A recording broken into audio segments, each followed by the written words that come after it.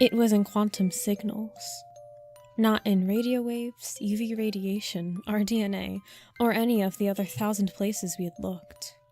The messages were encoded at the quantum level. Once we found them, it took another 80 years for the world's greatest minds to figure out how to unlock the message without scrambling and destroying it by accident.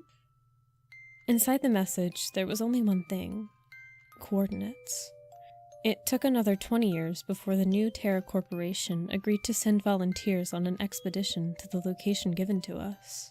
Another 2 years getting the team together and ready for the mission, and then a final 4 years for them to get beyond the edge of the solar system, using the best technology of the time, where we expected to find a relay station amongst the Great Void.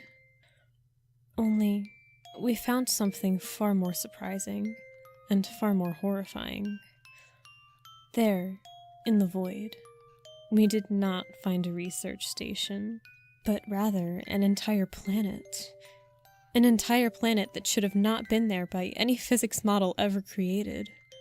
The only possibility being that it was artificially created, or someone brought it there. That was not the greatest surprise there, though. There, the volunteers saw it.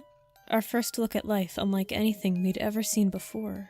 A great behemoth, consuming an entire world, its million tendrils engulfing the world and putting it in its mouth.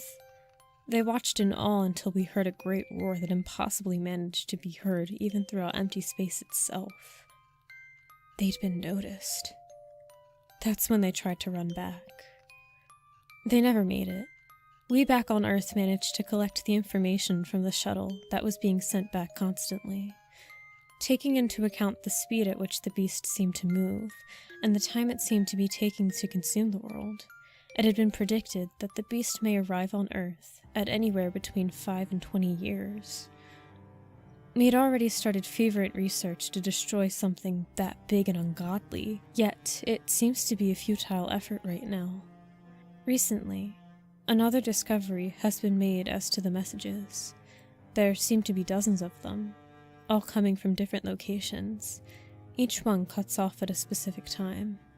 Our theory right now is that each was a message to call for help, or even a distraction, suggesting that each location marks a world consumed by the creature. We've sent our own message into the stars now.